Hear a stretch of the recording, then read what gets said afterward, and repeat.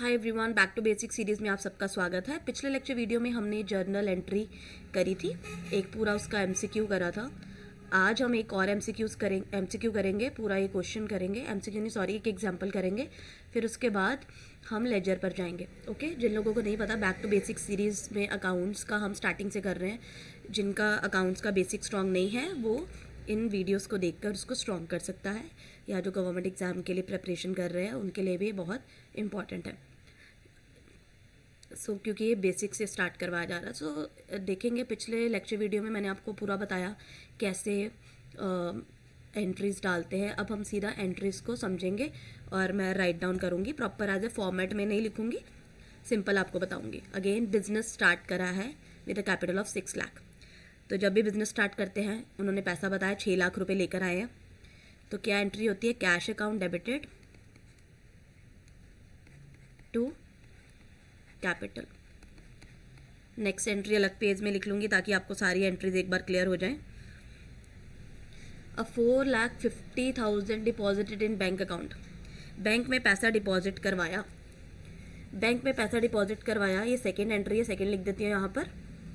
जब भी बैंक में पैसा आता है तो debit what comes in, bank में पैसा जा रहा है, bank account debited to cash. Cash गया ना, पैसा आपने बैंक में डिपॉजिट करवाया तो कैश अकाउंट क्रेडिट हो गया। कितने पैसे डिपॉजिट करवाए हैं? 4,50,000। तो हम यहाँ पर लिख देंगे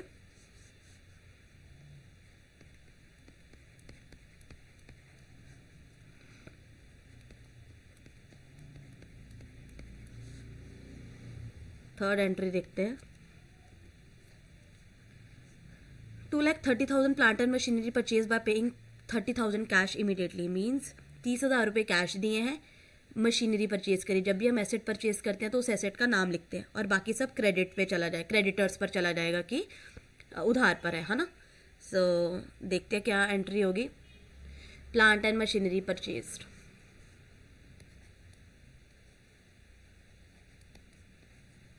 plant and machinery account debited.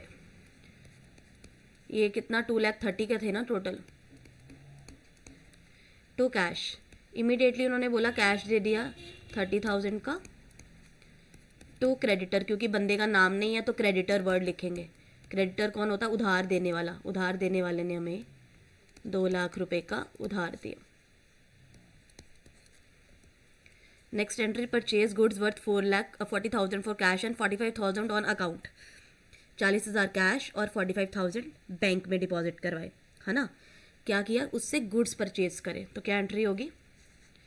Purchases account debited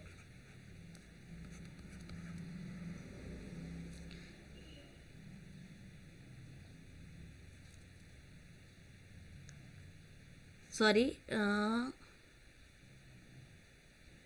या ठीक है, purchases account debited to cash और टू, उन्होंने बोला purchase 45,000 on account. Okay, on account में लिखा purchase goods and on account. Account मतलब खाते में डाल दिए।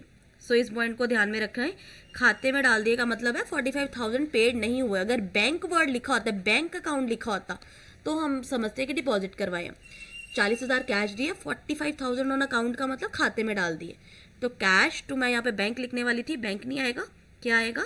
टू क्रेडिटर्स, मतलब उधार हो गया, क्रेडिटर्स। तो कैश था 40,000, क्रेडिटर्स थे 45,000, टोटल हो गया 85,000।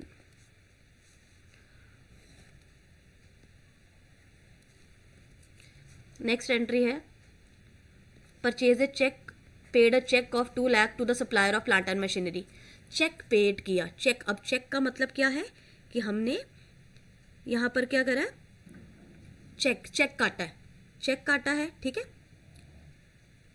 To the supplier for plant and machinery, मतलब प्लांट एंड मशीनरी, ये वाले पॉइंट को लेकर आए हूँ, मतलब पैसे दे दिए। इसका मतलब क्या हुआ, जो हमने पहले क्रेडिटर्स यहाँ पर ये देखो क्रेडिट करे हुए थे, अब इस एंट्री में वो डेबिट हो जाएंगे। क्यों? पेमेंट हो गई। याद रखना, क्रेडिटर्स को पैसे दे दिए। कितने, जब भी एंट्री जैसे कोई उधार हो हम उसको पे बैक कर देते हैं तो वो एंट्री उल्टी हो जाती है, ठीक है। क्रेडिटर्स आ जाएगा हमारा 2 लाख, 2 लाख के थे ना ये, 2 lakh.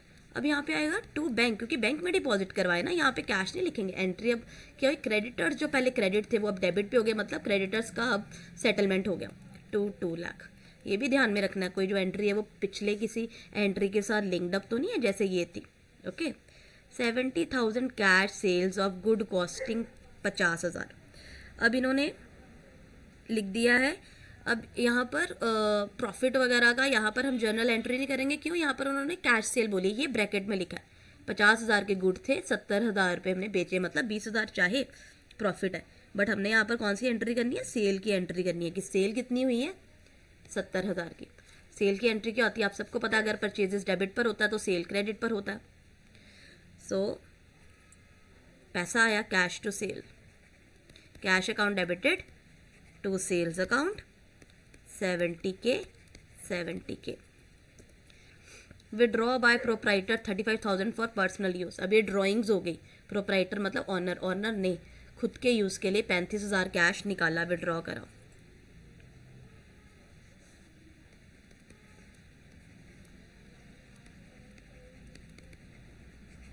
Drawings to cash 35,000 35,000। Insurance paid by cheque for 2,500। Insurance paid, खर्चा ना इंश्योरेंस, तो इंश्योरेंस प्रीमियम भी लिख सकते हो, अकेला इंश्योरेंस भी लिख सकते हो। मैंने इंश्योरेंस प्रीमियम लिख देती हूँ। टू बाय चेक, चेक के थ्रू पेड किया, paid cheque to bank 2500। Salary of 5,500 outstanding, ये आप पहली बार कर रहे हैं। जब आउटस्टैंडिंग मतलब इतना बकाया अभी बचा है किसी की सैलरी का देना, यहाँ पर एंट्री कर देते हैं। पहले खर्चा जो है salary account debited 5,500 to salary outstanding.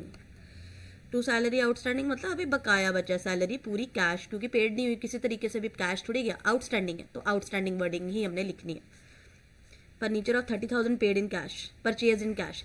जब भी कोई फर्नीचर कोई एसेट परचेज करते हैं तो उस एसेट का नाम आता है, परचेज वर्ड नहीं आता। तो क्या एंट्री आएगी, फर्नीचर अकाउंट डेबिटेड, क्योंकि एसेट परचेज करी है।